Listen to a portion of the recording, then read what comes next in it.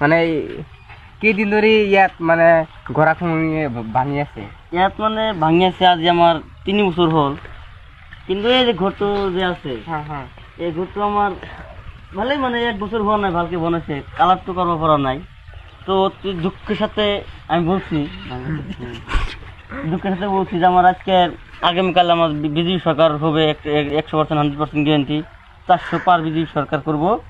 তো বিজেপি সরকারের কাছে আমার হিমন্ত মামার কাছে এটাই অনুরোধ